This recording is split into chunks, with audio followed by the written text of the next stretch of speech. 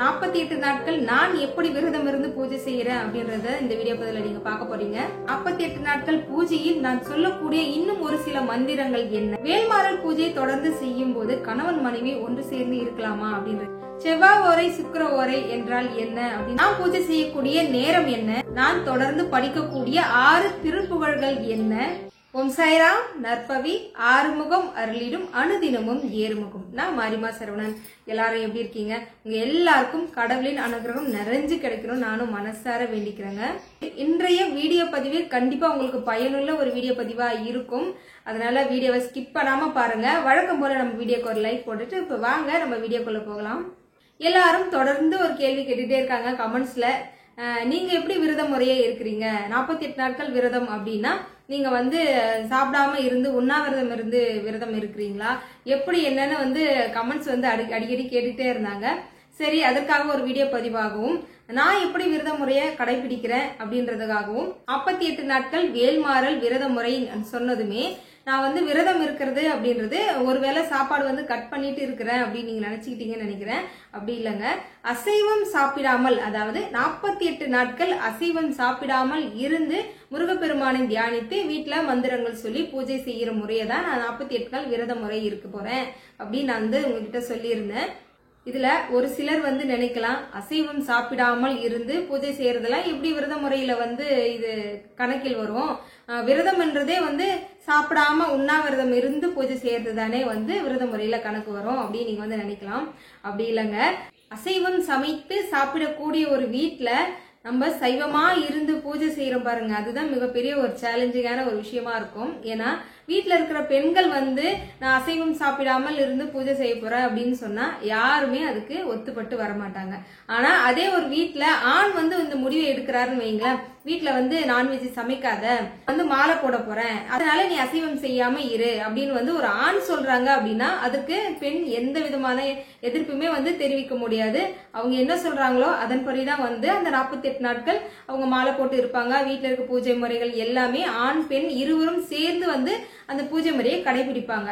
ஆனா இதே ஒரு விஷயத்த ஒரு பெண் சொல்லும் போது கண்டிப்பா அதை யாரும் ஏத்துக்க மாட்டாங்க. ஏன்னா வீட்டுல பெரியவங்க இருக்கிறாங்க, குழந்தைங்க இருக்கிறாங்க, நீ பாட்டுக்கு திடீர்னு அசைவம் சமைக்க முடியாதுன்னு சொல்றியே, அதெல்லாம் வேண்டாம் அப்படின்ற ஒரு எதிர்ப்பு கண்டிப்பா எல்லார் வீட்லயுமே இருக்கும். எங்க வீட்லயுமே இருக்கு. ஏன்னா பெரியவங்க இருக்காங்க, குழந்தைங்க இருக்காங்க. ஏன் நீயுமே கூட ரொம்ப மெலிஞ்சு போற, அதனால இந்த மாதிரி விரதம் எல்லாம் இருக்காதுன்னு என் கணவருமே கூட சொன்னாரு. ஆனா அது எல்லாத்தையும் தாண்டி நான் எப்படி இந்த பூஜை முறையில இறங்குனேன் அப்படின்னு எனக்கே ஆச்சரியமா இருக்கு. நான் இது வரைக்கும் பாத்தீங்கன்னா ஒரு 6 நாட்கள் அசைவம் சாப்பிடாமல் இருந்து வேல்மாறல படிச்சு நல்லாவே பலன் பெற்றிருக்கேன். 2 முறை 6 நாட்கள் அப்படின்னு அசைவம் சாப்பிடாமல் இருந்து வீட்லயே சமைக்க மாட்டேன். 6 நாட்கள் தானே, தாராளமா நம்ம இருந்து பூஜை முறைகளை கடைபிடிச்சிருக்கேன். அது கை மேல பலன் எனக்கு முருகப்பெருமான் கொடுத்திருக்காரு. அதுக்கப்புறம் இந்த 48 நாட்கள் நம்மளும் இருக்கணும்ன்ற ஒரு எண்ணம் மட்டும் மனசுக்குள்ள இருக்கும். ஆனா அதை தாண்டி நம்ம ஒரு சின்ன பொண்ணு, அந்த ஆசை பாசங்கள் எல்லாம் கண்டிப்பா நம்மளால கட்டுப்படுத்தி நம்மளால இருக்க முடியுமா அப்படின்ற ஒரு எண்ணம் எனக்குள்ள இருந்துகிட்டே இருந்தது. ஏன்னா நான் இது வரைக்கும் பறந்து வளர்ந்து இவ்வளவு நாள்ல ஒரு முறை கூட இந்த மாதிரி ஒரு 48 நாட்கள் நான்வெஜ் சாப்பிடாம இருந்து பூஜை முறையை கடைபிடித்ததே கிடையாது. ஏன் அப்படின்னா நம்ம வீட்டுல இருக்கவங்க யாராவது மாலை போட்டாங்கன்னு வைங்களேன், ஐயப்பனுக்கும் முருகருக்கும் மாலை போடுற பழக்கம் இருக்கு. மாலை போட்டாங்கன்னா கண்டிப்பா நம்மளும் நான்வெஜ் சாப்பிடாம இருக்கிற ஒரு பழக்கம் இருக்கும். எங்க வீட்டுல அந்த மாதிரி யாரும் அதிகமா மாலை போடல. என் கணவருக்குமே அந்த பழக்கம் இல்லைன்றதுனால அந்த மாதிரி விஷயங்கள் இது வரைக்கும் நான் கடைபிடித்ததே இல்லை. இதுதான் முதல் முறையா இறங்கி இந்த விஷயத்துல செய்யணும்ன்ற ஒரு ஆசையை முருகப்பெருமான் தான் எனக்குள்ள ஒரு எண்ணத்தை உருவாக்கி இருக்காருன்னு நினைக்கிறேன். ஒரு முறை வேல்முருகன் சார் இருக்காரு இல்லையா, அவருடைய வீடியோ பதிவு ஒரு ஷார்ட்ல கேட்டேன். முருகப்பெருமானுடைய பரிபூர்ண அன்பை நீங்க பெறணும்னு நினைச்சீங்கன்னா ஒரு 48 நாட்கள் சைவமாக இருந்து பூஜை பண்ணி பாருங்க, கண்டிப்பா அவரோட அருளை நீங்க பெறுவீங்க அப்படின்னு அவர் சொன்னாரு. அந்த ஒரு வார்த்தை எனக்குள்ள ஏதோ ஒண்ணு பண்ணுச்சு. முருகப்பெருமானுடைய அன்பை பெற முடியுமா அப்படின்ற ஒரு எண்ணம் எனக்குள்ள தோணுச்சு. சரி, நம்ம 48 நாள் விரதம் இருந்து பார்ப்போமே அப்படின்ற ஒரு எண்ணம் எனக்குள்ள தோணுச்சு. என் கணவர்கிட்ட சொன்னேன், முதல்ல உன்னுடைய உடல்நிலையை பார்த்துக்கோ, ரொம்ப மெலிஞ்சு போற, அதனால இந்த மாதிரிலாம் இருக்க வேண்டாம்னாரு. இல்லைங்க, எனக்கு ரொம்ப விருப்பப்பட்டு தான் நான் செய்யணும்னு நினைக்கிறேன், அதுக்காக எங்க எல்லாரையும் பட்டினி போட்டிருக்கியா அப்படின்னு கேட்டாரு. அப்படியெல்லாம் இல்லைங்க, உங்களுக்கு தேவையானதை நான் செய்யறேன், ஆனா என்னுடைய மனசை நான் கட்டுப்படுத்திட்டு என்னால இருக்க முடியுங்க ப்ளீஸ் அப்படின்னு நான் கிட்ட கேட்டேன். சரி ஓகே அப்படின்னு அவரோட பர்மிஷனோட தான் நான் இந்த பூஜை முறையை வந்து இருக்க ஆரம்பிச்சேன். இப்ப எப்படியுமே வந்து எங்க வீட்டுல வாரத்துல ஒரு நாள் கண்டிப்பா நான்வெஜ் இருக்கும். குழந்தைங்க இருக்காங்க, பெரியவங்க இருக்காங்கன்றதுனால கண்டிப்பா நான் செய்வேன். அதனால வந்து இப்போ அதுலயும் வந்து ஒரு சிலர் கேட்டீங்க, நீங்க மட்டும் எப்படி தினம் பூஜை செய்து வீடியோ போடுறீங்களே அப்படின்னு கேட்டீங்க. இப்போ நம்ம காலையில எந்திரிச்சுதான் குளிச்சு முடிச்சுட்டு காலையில பூஜை பண்றதுக்கு போயிடுவோமா, பூஜை எல்லா வேலைகளும் முடிஞ்சிடும். நான்வெஜ் செய்யற காலகட்டம்னு பார்த்தா எங்க வீட்டுல வாரத்துல ஒரு நாள் தான், கம்பல்சரி வாரத்துல ஒரு நாள் தான் நான் செய்வேன். அதனால காலையில ஒரு 8 to 9 ஞாயிற்றுக்கிழமை முக்கியமானதுன்னா குலதெய்வ பூஜையும் வந்து ஒரு 10 மணிக்குள்ள எல்லாமே முடிச்சிருவேன். அதுக்கப்புறம் என் கணவர் வந்து இதை நான்வெஜ் வாங்கிட்டு வந்தா மதியம் இரவு இந்த 2 வேலையும் சமையல் வேலை முடிஞ்சதும் வீடு வந்து ஃபுல்லா நைட்டே வந்து தொடச்சிடுவேன். அதே சமயம் அடுப்பங்கரையை சுத்தமா தொடச்சிட்டு நான்வெஜ் எல்லாம் எதுவும் இல்லாத அளவுக்கு பாத்திரங்கள் எல்லாம் கழுவி சுத்தம் பண்ணிடுவேன். அப்போ இரவே வந்து சுத்தம் பண்ணிடுவேன் எல்லாமே. மறுநாள் காலையில திரும்பவும் தலை குளிச்சுட்டு நான் வந்து பூஜை பண்ண ஆரம்பிச்சிருவேன். இது வந்து நார்மல் பூஜையா இருக்கும் போது தாராளமா இந்த மாதிரி நம்ம பண்ணலாம். ஆனா ஒரு சங்கல்பம் எடுத்து விரதம் இருந்து இந்த வேல்மாரெல்லாம் படிக்கிறோம் அப்படின்னு வைங்களேன், இன்னைக்கு நான்வெஜ் சாப்பிட்டுட்டு நாளைக்கு வந்து தலை குளிச்சுட்டு பூஜை பண்ணலாமா அப்படின்னு கேட்டா முடியாது. அப்படி எல்லாம் செய்யக்கூடாது. இப்ப நார்மலா வந்து வீட்டுல ஒரு விளக்கு ஏத்துறது அப்படின்னா நம்ம வந்து இது தலை குளிச்சுட்டு தாராளமா வந்து பூஜை பண்ணலாம். ஆனா இந்த மாதிரி மந்திரங்கள் சொல்லி ஒரு வேண்டுதலுக்காக நம்ம இருக்கும்போது இன்னைக்கு சாப்பிட்டுட்டு மறுநாள் குளிச்சுட்டு தீபம் ஏத்துறதுல அந்த மாதிரிலாம் நம்ம செய்யக்கூடாதுங்க. நான் 48 நாட்கள் விரதம் இருந்து பூஜையை நம்ம கடைபிடிக்கணும் அப்படின்ற ஒரு முடிவுக்கு கொண்டு வந்துட்டேன். அதாவது வீட்டுல இருக்கிறவங்களுக்கு சமைச்சு கொடுப்பேன், வீட்டெல்லாம் சுத்தம் பண்ணிடுவேன். நான் வந்து சைவம் எடுத்துக்கிட்டு இந்த 48 நாட்களை அழகா கடந்து போயிடணும். இதுலயும் வந்து எந்த விதமான தடைகள் வரக்கூடாது அப்படின்றதுனால பிள்ளையார்கிட்டையும் நம்ம குலதெய்வத்துக்கிட்டையும் வேண்டிட்டு தான் இந்த பூஜை முறையானதை நம்ம ஆரம்பிக்கணும். அதை விட ரொம்ப முக்கியமான ஒரு விஷயம் சொல்லிடுறேங்க. என்னன்னா 48 நாட்கள் பூஜை நான் இந்த மாதிரி இருக்க போறேன் அப்படின்றத தயவு செய்து நீங்க இருக்கிறீங்கன்னா யாருக்குமே சொல்லாதீங்க. ஏன்னா இந்த மாதிரி ஒரு பூஜை முறைகள் நீங்க செய்யணும்னு சொல்லி ஆரம்பிக்கிறீங்கன்னு வைங்களேன், கண்டிப்பா அதுக்கு வந்து திஷ்டி போட்டுரும், கண் திஷ்டி போட்டுரும்.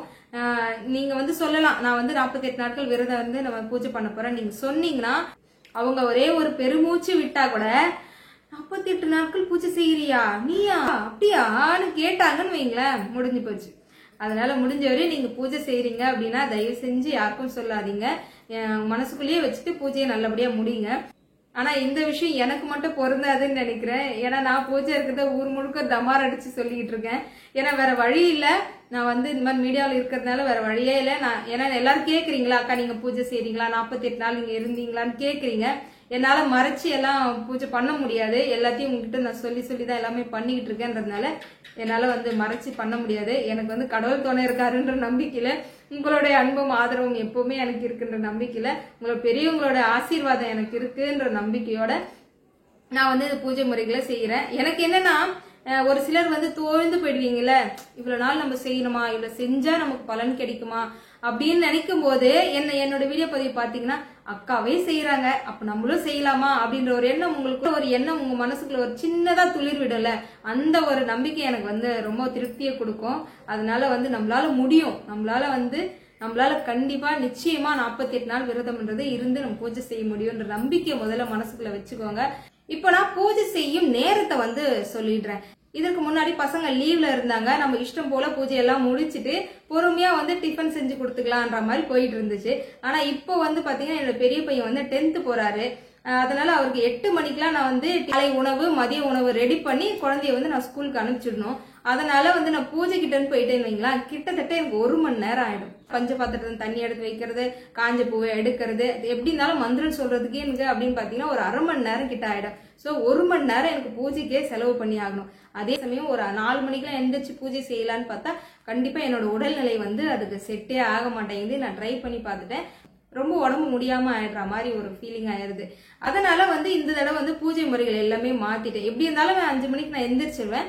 எந்திரிச்சு குளிச்சு முடிச்சுட்டு வந்து நான் சமையல் கட்டுல ஒரு தீபம் ஏற்றி வச்சுட்டு சமையல் வேலையை பார்க்க ஆரம்பிச்சிருவேன். எப்படி சமையல் வேலைகள் எல்லாம் முடிச்சு குழந்தைங்களை ஸ்கூலுக்கு அனுப்பிச்சிட்டு கரெக்டா 9 மணிக்கு மேலதான் நான் பூஜை பண்ணவே போவேன்.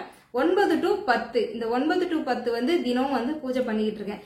இதுல ஒரு நாள் வந்து நம்ம செய்ய முடியாது, ஏன்னா 9:10 வந்து ராகு காலம் வந்துடும். இன்னைக்கு ஒரு நாள் மட்டும் கொஞ்சம் சீக்கிரமா வந்து ஒரு 8:30 பூஜை முடிச்சிடணும் அப்படின்னு நினைச்சுக்கிட்டு இருக்கேன். அதுலயும் செவ்வாய் வெள்ளிக்கிழமையில 6 to 7, செவ்வாய்க்கிழமையா இருந்தா செவ்வாய் ஓரையிலும், வெள்ளிக்கிழமையா இருந்தா சுக்கிர ஓரையிலும் பூஜை முடிச்சிடணும். நானா எனக்குள்ள வந்து கரெக்டா அந்த திட்டங்களை வந்து போட்டு வச்சிருவேன். இந்த டைம்ல இருந்து இந்த டைமுக்குள்ள வந்து இன்னைக்கான பூஜை நம்ம முடிச்சிடணும் அப்படின்னு முன்கூட்டியே நான் வந்து கொஞ்சம் பிளான் எல்லாம் போட்டு வச்சிருவேன். அதுக்கேத்த மாதிரிதான் என்னால கொண்டு போக முடியுது. அதனால அதே சமயம் வந்து காலையில நம்ம பூஜை பண்ண முடியல, காலையில பண்ணாதான் நமக்கு வந்து அந்த பலன் கிடைக்குமா, கொஞ்சம் லேட்டா பண்ணா அந்த பலன் கிடைக்காதா அப்படின்லாம் யாரும் நினைக்காதீங்க. உங்களால முடியும், எனக்கு செய்ய முடியும் நினைக்கிறவங்க தாராளமா பிரம்ம முகூர்த்தத்துல செய்யுங்க. அது ரொம்ப ரொம்ப பலனை தரும், நல்ல விஷயமும் கூட. அதே சமயம் என்ன மாதிரி இருக்கிறவங்க, வேலைக்கு போறவங்க, குழந்தைங்களுக்கு ஸ்கூலுக்கு டக்குன்னு கிளப்பி அனுப்பணும்ன்ற ஒரு வேலையெல்லாம் இருக்கும்போது தாராளமா நீங்க 9 மணிக்கு மாத்துக்கலாம். ஏன்னா எனக்கு அவசர அவசரமா பூஜை பண்ணா எனக்கு அந்த திருப்தியே எனக்கு இருக்காது. அமைதியா நிம்மதியா ஒரு 1 மணி நேரம் டைம் எடுத்தா மட்டும்தான் எனக்கு வந்து அந்த பூஜையை வந்து நிம்மதியா செய்த மாதிரி இருக்கும். காலையில என்னுடைய பூஜை நேரம்னு பாத்தீங்கன்னா 9 to 10 மாத்திருக்கேன். அது வந்து ராவுகால யமகண்டத்தை பொறுத்து அந்த டைமிங்கை வந்து நான் மாத்திருவேன். மாலை நேரத்துல கம்பல்சரி பாத்தீங்கன்னா 6 to 7 தீபம் ஏத்தி வச்சுட்டு கொஞ்சம் பேலன்ஸ் வச்சிருப்பேன். இந்த மந்திரங்கள்லாம் இப்ப படிக்கலாம் அப்படின்னு சொல்லி வச்சிருப்பேன். அதெல்லாம் வந்து மாலை நேரத்துல வந்து படிச்சிருவேன். இப்படிதான் இந்த 48 நாட்களும் நான் தொடரணும்னு முடிவு பண்ணி இப்படிதான் வந்து கொண்டு போயிட்டு இருக்கேன். இதுல வந்து ஒரு சிஸ்டர் கேள்வி கேட்டிருந்தாங்க. என்னன்னா, இந்த வேல்மாறல் பூஜை வந்து நம்ம செய்யும் போது கணவன் மனைவி தாம்பத்தியத்தில் இருக்கலாமா அப்படின்னு சொல்லி கேட்டிருந்தாங்க. இதே கேள்வி கமெண்ட்ஸ் வந்து நிறைய வந்துட்டே இருக்கு. அதனால இந்த பதிவிலே நான் சொல்லிடுறேங்க. என்னன்னா, இப்போ வந்து நீங்க வேல்மாறல் படிக்கிறது வந்து குழந்தை பாக்கியத்துக்காக இருக்கிறீங்க அப்படின்னா கம்பல்சரி அந்த 48 நாட்கள் கணவன் மனைவி பிரிந்துதான் இருக்கணும். வேல்மாறல் படிக்கும் போது நம்முடைய உடலில் சில மாற்றங்கள் வந்து ஏற்படும். அது வந்து குழந்தை கரு நிக்கிறதுக்கான வாய்ப்புகள் நிறைய இருக்கிறதுனால குழந்தை பாக்கியத்துக்காக இருக்கிறவங்க மட்டும் அந்த 48 நாட்கள் கண்டிப்பா வந்து நீங்க பிரிஞ்சுதான் இருக்கணும். அதை தாண்டி வேற இன்னும் ஒரு சில காரணங்களுக்காக நம்ம வேல்மாறல் படிக்கிறோம் இல்லையா, அப்படி இருக்கும்போது கணவன் மனைவி வந்து பிரிஞ்சு இருக்கணும் அப்படின்ற ஒரு அவசியம் இல்லை. உங்களுக்கு புரியும்னு நினைக்கிறேன். அதை தாண்டி மறுநாள் காலையில கண்டிப்பா கம்பல்சரி நம்ம தலை குளிச்சுட்டு நம்ம பூஜை முறையில செய்யலாம். தலை குளிக்கும் போது தண்ணி எடுத்து வச்சிருப்போம், ஒரு பக்கெட் நிறைய தண்ணியில கொஞ்சமா உப்புகள் மட்டும் அதுல போட்டுருங்க. பொதுவாவே வாரத்துல ஒரு நாள் நம்ம குளிக்கிற தண்ணியில கொஞ்சம் உப்புகள் சேர்த்து குளிக்கிறது ரொம்ப நல்லது. இந்த மாதிரி நாட்கள்ல இருந்து நம்ம குளிச்சுட்டு நம்ம பூஜை முறையை ஆரம்பிக்கிறோம்னு நினைக்கிறேன். நீங்க பூஜை முறையை செய்யலாம். சரிங்களா? இன்னமும் ஒரு சிலர் வந்து இந்த செவ்வாய் ஓரைனா என்ன, சுக்கிர ஓரைனா என்னன்னு கேட்டுட்டே இருக்கீங்க. நிறைய பேருக்கு தெரிஞ்சிருக்கு, ஆனா தெரியாத ஒரு சிலர் திரும்ப திரும்ப கேட்டுட்டே இருக்கீங்க. அவங்களுக்கு மட்டும் ஷார்ட்டா சொல்லிடுறேன். செவ்வாய்க்கிழமை அன்று காலை 6 to 7 செவ்வாய் ஓரை, மத்தியானம் 1 to 2 செவ்வாய் ஓரை, இரவு 8 to 9. அப்போ ஒரு நாளைக்கு 3 முறை வந்து செவ்வாய் ஓரையானது வரும். உங்களுக்கு எந்த நேரத்துல எப்படி வசதி அந்த நேரத்துல செவ்வாய் ஓரையில தீப வழிபாடு செய்யலாம். இப்ப நம்ம வந்து பாத்தீங்கன்னா நான் தான் முதல் முறையா வந்து இப்படி ஒரு வீடியோ பதிவு கொடுத்திருந்தேன். ஏன்னா செவ்வாய்க்கிழமை என்று செவ்வாய் ஓரையில 3 காலமும் வந்து நம்ம பூஜை செய்யலாம் அப்படின்னு சொல்லி வீடியோ பதிவு கொடுத்திருந்தேன். நிறைய பேர் வந்து அதற்கு ஆதரவு தெரிவிச்சு நானும் 3 கால பூஜையுமே செய்தேன், எனக்கு ரொம்ப திருப்தியா இருந்தது அப்படின்னு நிறைய பேர் சொல்லியிருந்தீங்க. கண்டிப்பா எனக்குமே கூட அன்னைக்கு ஒரு நாள் முழுவதுமே வந்து முருகப்பெருமானுடைய பாதத்திலேயே போய் நம்ம அமர்ந்த மாதிரி ஒரு ஃபீலிங்கா இருந்தது. ரொம்ப அருமையான ஒரு தருணமா இருந்தது. கண்டிப்பா நீங்க எல்லாருமே அதை பயன்படுத்தி பாருங்க. அந்த 3 கால ஓரையிலுமே நீங்க தீபம் ஏற்றி வழிபாடு செய்யுங்க. கூடிய விரைவில் நம்ம கர்மாக்கள் எல்லாம் கழிந்து நல்ல நேரமானது சீக்கிரமா பிறக்கும். அதுக்காக தான் நான் சொல்லிட்டு இருக்கேன். இப்ப வெள்ளிக்கிழமை சுக்கிர ஓரை என்ன அப்படின்னா, காலை 6 to 7 சுக்கிர ஓரை, மதியம் 1 to 2, இரவு 8 to 9. சுக்கிர ஓரை மிக அதீத பலனை தரக்கூடியது. சுக்கிர ஓரையில மகாலட்சுமி தாயாரை வழிபாடு செய்யறது ரொம்ப ரொம்ப சுபிஷத்தை தரும். சோ அதனால வந்து நீங்க சுக்கிர ஓரையும் பயன்படுத்தி நீங்க பூஜை முறையில செய்யலாம். இந்த 48 நாட்களில் நான் கடைபிடிக்கக்கூடிய மந்திரங்களை வந்து நான் உங்களுக்கு சொல்லிடுறேங்க. கண்டிப்பா கம்பல்சரி வேல்மாறல் இருக்கும். வேல்மாறல் கண்டிப்பா நான் படிச்சிருவேன். அதை தாண்டி படிக்கிறது என்ன அப்படின்னா திருப்புகழ் படிப்பேன். திருப்புகழ்னா 6 திருப்புகழை இப்போதைக்கு தேர்ந்தெடுத்து வச்சிருக்கேங்க. இந்த 6 திருப்புகழ் பிளஸ் வந்து வேல்மாறல் இது கம்பல்சரி படிச்சுக்கிட்டு இருக்கேன். இதை தாண்டி இன்னும் நிறைய மந்திரங்கள் இருக்கு. இருந்தாலும் அது எல்லாத்தையும் சொல்லி உங்களுக்கு குழப்ப விரும்பல. ஃபர்ஸ்ட் வந்து பாத்தீங்கன்னா வேல்மாறல் படிச்சுட்டு அதுக்கப்புறம் 6 திருப்புகள்னு சொன்னேன் இல்லையா, அந்த 6 திருப்புகள் என்னென்ன அப்படின்னா, முதல் திருப்புகழ் பாத்தீங்கன்னா பிள்ளையார் குறிதான கைத்தலம் நிறைய அப்படின்னு ஆரம்பிக்கிற அந்த திருப்புகழ்ங்க. நாம் செய்யக்கூடிய எந்த வேலையிலும் வெற்றி பெறணும் அப்படின்னா முதல்ல பற்ற வேண்டிய ஒரு தெய்வம் யாரு? பிள்ளையார் இல்லையா? அதனால அவர் உரிதான ஒரு முதல் திருப்புகழ் அப்படின்னு பாத்தீங்கன்னா கைத்தலம் நிறைய அப்படின்னு ஆரம்பிக்கிற அந்த திருப்புகழ் கண்டிப்பா படிப்பேன். இரண்டாவது, என் குழந்தைங்க நல்லா படிக்கணும்ன்றதுக்காக மதியால் வித்தகனாகி அப்படின்னு ஆரம்பிக்கிற அந்த திருப்புகழ் வந்து படிப்பாங்க. மூன்றாவதா பாத்தீங்கன்னா கண்டிப்பா செல்வம் நமக்கு நிறைஞ்சே இருக்கணும் இல்லையா, அதனால வந்து சரணகமலம் அப்படின்னு ஆரம்பிக்கிற அந்த திருப்புகழ் வந்து படிப்பேன். நாலாவதா பாத்தீங்கன்னா நமக்கு இருக்கிற அந்த நோய்கள் எல்லாம் பிணிகள் எல்லாம் அகன்று போயிடணும் அப்படின்றதுக்காக நோய் தீர்க்கக்கூடிய ஒரு திருப்புகழ் அப்படின்னா இருமல் ரோகம் அப்படின்னு ஆரம்பிக்கிற அந்த திருப்புகழ் வந்து படிப்பேன். ஐந்தாவதா பாத்தீங்கன்னா முருகப்பெருமானே நடனம் ஆடக்கூடிய ஒரு திருப்புகழ்னு ஒண்ணு இருக்குல்ல, தண்டை அணி அப்படின்னு ஆரம்பிக்கிற ஒரு திருப்புகழ். அந்த திருப்புகழை பாடனாலே முருகப்பெருமான் வந்து நடனம் ஆடுவாராம். அந்த அளவுக்கு அற்புதமான ஒரு திருப்புகழ், படிக்க அவ்வளவு அற்புதமா இருக்கும். இந்த 5 முடிச்சிடுவேன். ஆறாவதா பாத்தீங்கன்னா திருப்புகழ் அப்படின்னாலே ரொம்ப கஷ்டம் அப்படின்னு தானே சொல்லுவோம், நம்ம படிக்கிறதுக்கே ரொம்ப கஷ்டமா இருக்கும். ஏன்னா அது தூய தமிழ்ல இருக்கும். ஆனா திருப்புகழ்லயே ரொம்ப எளிதா எல்லாரும் படிக்கக்கூடிய சட்டுன்னு கத்துக்கிட்டு படிக்கிற ஒரு திருப்புகழ், எல்லாருக்கும் பிடித்த ஒரு திருப்புகழ்னா என்னது? ஏறுமயில் ஏறி விலை யாடு முகம் ஒன்று, ஈசனன் ஞான மொழி பேசு முகம் ஒன்று, கூடுமறியார்கள் வினை தீர்த்த முகம் ஒன்று, குன்றின் மேல் வேல் வாங்கி நின்ற முகம் ஒன்று, ஆறுமுகமான பொருள் நீ அருள வேண்டும், ஆதி அருணாச்சலம் அமர்ந்த பெருமாளே. இந்த திருப்புகழ் வந்து இது திருப்புகழ் தான் தெரியாத போதே நான் கத்துக்கிட்டேங்க. இந்த திருப்புகழ் வந்து தெரியாத ஆளே இருக்க மாட்டாங்க. எனக்கு ரொம்ப ரொம்ப பிடிச்ச ஒரு திருப்புகழ் இது. இந்த 6 திருப்புகழை கம்பல்சரி நான் படிச்சிருவேங்க. இதை தாண்டி இன்னும் நிறைய இருக்கு. கண்டிப்பா அது எல்லாத்தையும் உங்களுக்கு 1 by 1 வந்து ஒரு நாளா வந்து சொல்லி தரேன். வந்து வேல்மாறல் படிக்கிறதோட மட்டும் இல்லாம நிறைய இருக்குங்க. முருகப்பெருமானோட அருளை பெறக்கூடிய மந்திரங்கள் நிறைய இருக்கு. இப்ப குமாரஸ்தவத்தை பத்தி வேற நான் விளக்கத்தோட சொல்லிட்டு இருக்கேன்ல, கண்டிப்பா குமாரஸ்தவம் 44 மந்திர வரிகள், ஒன்னும் பாத்தீங்கன்னா முத்து போல இருக்கு. முருகப்பெருமான வர்ணிச்சு எவ்வளவு அழகா முத்தா வந்து எழுதியிருக்காரு தெரியுமா. குமாரஸ்தவம் படிக்க அவ்வளவு அற்புதமா இருக்கு. கண்டிப்பா அதையுமே வந்து நீங்க படிக்க கத்துக்கணும். எல்லாமே வந்து நம்மளால முடியும். முதல்ல கஷ்டமா தாங்க இருக்கும். திருப்புகழ் கூட படிக்கும் போது ரொம்ப கஷ்டமா இருக்கும். ஆனா நீங்க அதை தொடர்ந்து படிக்க ஆரம்பிச்சிட்டீங்க, அதோட அர்த்தத்தை தெரிஞ்சுக்கிட்டீங்கன்னா விடவே மாட்டீங்க. அந்த அளவுக்கு வந்து நீங்க யூடியூப்ல அழகா போட்டுருங்க. யூடியூப்ல வந்து உங்களுக்கு என்ன திருப்புகழ் வேணுமோ போட்டீங்கன்னா அழகா சொல்லி தராங்க.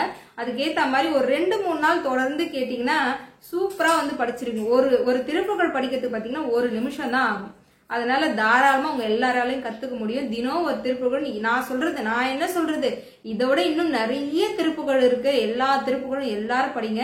திருப்புகழ்னு பேர் வச்சதே முருகர் தான். அப்ப நம்ம திருப்புகழை தினமும் படிக்க என்ன ஆகும்னா முருகரோட வந்து அந்த இடத்துல வந்து அமர்ந்து அதை கேட்பதா வந்து ஐதீகமாவே இருக்கு. அதனால எல்லாரும் வந்து வேல்மாறலோட நிறுத்திக்காம கந்த சஷ்டி கவசம், கந்தகுரு கவசம், அதுக்கப்புறம் சண்முக கவசம், அதை தாண்டி இருக்கிற மந்திரங்கள், இந்த மாதிரி வந்து ஒரு நாளைக்கு ஒண்ணுன்னு வச்சுக்கோங்களேன். இது ஒண்ணு அப்படின்னு சொல்லி நீங்களா பிரிச்சிருங்க. ஒரு நாளைக்கு ஒரு திருப்புகழாவது நான் கத்துக்கணும் அப்படின்னு சொல்லி இப்படி நீங்க பழகி பாருங்களேன். தாராளமா உங்களால வந்து படிக்க முடியும். ரொம்ப அழகான முறையில விரதம் இருந்து முருகப்பெருமானின் அருளை வந்து பரிபூர்ணமா பெறணும் அப்படின்றத என்னுடைய ஆசையும் கூட. இந்த வீடியோ பதிவு எப்படி இருந்ததுன்னு கண்டிப்பா கமெண்ட்ல சொல்லுங்க. உங்களுடைய அன்பு ஆதரவும் எப்பவுமே இந்த எல்லாம் சாய் செயல் சேனலுக்கு கொடுக்க மறந்துடாதீங்க. வீடியோக்கு லைக் போடவும் மறந்துடாதீங்க. சரிங்களா? தேங்க்ஸ் ஃபார் வாட்சிங். ஓம் சாய்ராம், ஜெய் சாய்ராம். ஆறுமுகம் அருளிடும் அனுதினமும் ஏறுமுகம்.